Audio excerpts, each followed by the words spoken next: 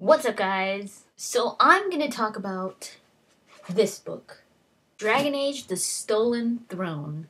I got this for Christmas, and for this past Christmas, and I haven't been reading it since then. I started reading it then, but then I stopped, put it down, and whatever. I absolutely loved it. It's written by David Gator. David Gator is the writer of Dragon Age and Dragon Age 2. So I like when they do that. When the writer of the actual game writes the novels, that's when you usually get a really good novel, because you know that the writer knows his stuff. Not like in Mass Effect with William Dietz, who wrote Deception. He didn't know anything about Mass Effect, and he just did a horrible job. I love David Gator. I loved his work in Dragon Age. The Dragon Age has some of the best writing, at least in my opinion. And the novels, it feels a lot like the game. And by that, I just mean the whole the party banter. You know, this Dragon Age is best known for its party banter between the characters, and you get that a lot in this book. And I love that. I'm not going to go too much into the story, or first of all, I'm going to talk about just the general stuff, and then I'm going to go into a little bit of the story. So for those of you that want to read the book and don't want to know about the story, you could watch the beginning part, and then when I get to that, the story part, you could just exit out or whatever. It's not too long. It's kind of long. I think it's 400 pages. Yeah, it's 400 pages. And what it is it's about King Marek and Loghain. So Loghain came out in Dragon Age Origins. He was a Terran Loghain Mactir. He was the bad guy. I absolutely hated Loghain when I was playing a game. I was like, oh hell no, this guy, like this. It was because of this guy, Duncan died. So I hated Loghain and King Marek. So as soon as you see King Marek, you know that this is before Dragon Age Origins, way before, because King Marek is Kalin'S father, King Kalin. Kalin was the king in Dragon Age Origins. He's Kalin's father, and he's also Alistair'S father. So this book is about Marek, Rowan. Rowan is Kalin's mother. So Marek and Rowan get married at the end, and an elf woman named Catriel and Loghain. The thing that I loved about this book is the interactions between Marek and Loghain. In Dragon Age Origins, you find out that Loghain was King Marek's friend, like a really good friend, and he served under him. And Loghain just he talks very good about Marek, and he says that Kalin is like nowhere near the greatness of Marek. I think the thing that you get to understand a lot of in this book is who Loghain is. It really gives you a good understanding of the character Loghain. And to be honest, completely honest, like I said, I hated Loghain when I was playing Origins, but after I finished reading this book, I absolutely loved Loghain. It shows how good this book is. For me to end up loving Loghain, I mean, Loghain was a jerk, but you really get to understand Loghain with this book. You get to understand his personality. You really get to understand why he did what he did in Dragon Age Origins. How he just betrayed the king, and how he just fled, and the king ended up dying, and Duncan died, and a lot of the soldiers and all that. You really get to understand why Loghain reacted that way because of this book. You get to see you get to see the character Loghain the way he's always been, but also another side to him. And I found that so interesting, so much that I went back. I'm going back to playing Dragon Age Origins, and I actually have it already in my mind that I'm not going to kill Logain because I really, really want to have him in my party instead of Alistair now. Because I want to see how that plays out. Which is really crazy for me because there's no... I'm always like, oh, there's no way I would choose Logain over Alistair.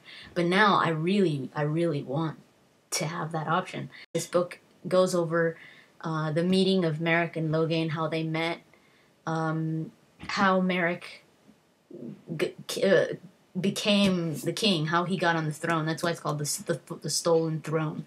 How he got on the throne, and just the adventures that Logain, Marek, and Rowan had. So I definitely would recommend this book, especially to a Dragon Age fan. If you've played Dragon Age Origins, you should read this book because it really gives you an understanding to these characters. So now let me talk a little bit about the story. I'm not going to go into in depth of it because it is a pretty long story, but I am going to give you the gist. So if you don't want to know anything about it, then just exit out right now. But I'm going to go into the gist. I'll try not to go over the biggest stuff, but just so you get an idea of what it is. So it starts off with Marek. It starts off that his mother, Queen... forgot her name. Marek's mother is killed. Is killed by the Orlesians. Do you remember in Dragon Age Origins, Logain hated the Orlesians? This is why.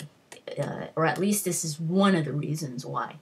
The Orlesians killed the Queen of Ferelden, which is Marek's mother. And they pretty much stole the throne. So the Emperor of Orlais sent this idiot of a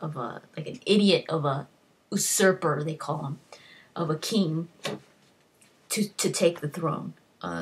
So the Emperor of Orlais put this idiot on the throne to take over Ferelden. And Marek, on the day that his mother is killed, Marek, it doesn't really say how old he is, but I'm guessing the way that it's explained in the book, it almost feels like he's, I don't know, maybe late teens, early 20s, something like that. He's young. I'm thinking late teens, maybe, because they do still call him like a boy, but at the same time he's not exactly a boy, so it's kind of like that. So Marek is fleeing. In the beginning of the book, he's fleeing. He's being chased by Orlesian. What do they call them? Chevaliers, whatever. Orlesian guards. He almost gets caught. He ends up killing one of them. This is the first person he's ever killed, and he's all beat up. He gets hit in the head, and he's all like beat up, and he ends up running out of the forest and seeing this camp. And he just runs into the camp, or near the camp, and in that camp, Logain is there. And Logain sees him, and he's like, what the hell?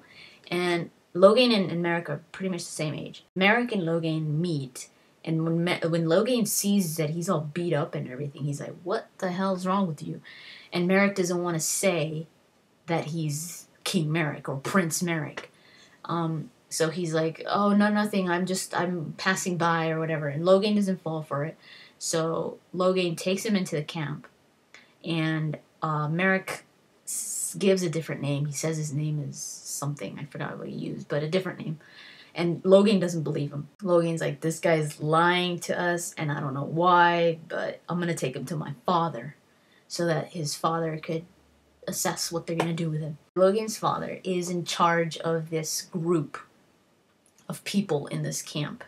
It's not too big, but not too small either. And what they are is they're just like traveling. They travel. They don't stay in one place. They travel.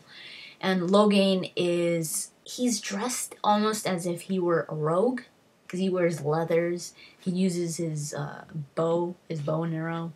So he's kind of different from the Logain that you see in Dragon Age Origins, because Dragon Age Origins, Logain has this huge heavy armor, and he's got his sword. He looks like a warrior, but here he's almost like if he were a rogue. So he goes to his father, And Marek doesn't tell him who he is, and so his father is just like, all right, let's, help him out at least, because he's all beat up. Logan's father questions him again, and he's like, who are you? Why were you being chased? Because Marek said that he had been chased, and because they had killed a friend of his. And he's like, and Logan's father is just kind of worried, because he's like, what if those people that were chasing him come into our camp and demand to have him back? What if he did something really bad, and we're hiding him? So they're kind of worried now, and they're like, what if we just got ourselves into some big trouble for having this guy here? Marek isn't saying anything. He's just like, oh no, don't worry. I could just leave. I'll just leave. I don't want to bring any problems to you guys. And later Logan is just walking off, looking for something in the town or something like that. And he comes across somebody, and he's like, hey, is that Lothering? I think they were close to Lothering. And the guy's like, yeah, the whole town's in uproar since they killed the queen. And Logan's like, wait, what? And they're like, they killed the queen. And Logan's like, and the guy's like, and they can't find the prince. And Logan's like, oh my God. So he goes back to his father, and he says, this is the prince. Logan goes crazy. Logan gets mad. He's like, how dare you? You just got us into this huge problem. Let me just kill him right now. And his father is just like, are you kidding me? You're gonna kill the prince. So Logan's father is really, he even gets down on his knee, and he's like, oh, your majesty, or your highness, like, I'm sorry, blah, blah. And Logan's like, you kidding me? Like, Logan feels like he doesn't owe anything to Marek, but his father does. He's like, he's our prince. You owe him your allegiance. And Logan's like, no, I don't. Logan's father says, we're going to protect him. If those guards come into the camp, we're going to fight for him. And Logan, you're going to escort him into the forest and get him to safety. And Logan's like, I'm gonna do what? Eventually, that is what happens. The Orlesian guards do enter the camp looking for Marek, and they completely just start killing everybody. Marek knights Logan's father before he leaves. He knights him, and Logan's father goes out and fights the Orlesian guards, and Logan has to abandon his father to save Marek, to take him to safety. So Marek's like, you don't have to do this, just go, I'll leave. And but Logan is trying to stay true to what his father wanted. He's doing this for his father, not for Marek. So Logan has to take Marek outside of the camp, flee into the woods, and before they leave, they're up on top of a hill, and they look into the camp, and everybody's fighting down there with the Orlesian guards. And Logan sees his father get killed by one of the Orlesian guards. So Logan just grabs Marek and runs into the forest. So Logan and Marek, there's a part, Logan wants to just leave Marek once he gets him to safety, or at least runs into they run into the Kokori wilds. But Logan wants to leave Marek, and he's just like, alright, I got you out of safe. Now I'm gonna go back. And Marek, they have this little fight, and Marek is like, fine, and he leaves. And Logan's like, crap. So he follows him, and they stick together. Shortly after, they come in contact with Flemeth. And they go to her little hut, and Flemeth talks to Marek for a little while. And she says these things that Marek is just like, what? Like, she says things that he doesn't understand. She tells him that Logan, that he should keep Logan close, because I don't remember exactly how she says it, but she says that he's going to betray him. And Marek's like he doesn't really believe it. He just thinks she's crazy. She tells him a bunch of stuff too. She also mentions another blight, And he's to this right now. This makes no sense to Marek. They leave her hut, and Rowan is the girl that I told you that ends up marrying Marek. She has known Marek since they were kids. They were betrothed when they were kids, so they're really good friends. They don't really see each other as going to be married one day. They're just really good friends. And Rowan finds Marek and Logain, and they join up, and that's when Logain ends up becoming a big part of the rebel army. They call them the rebel army because they're kind of the rebels. They're the ones that are trying to get back the throne.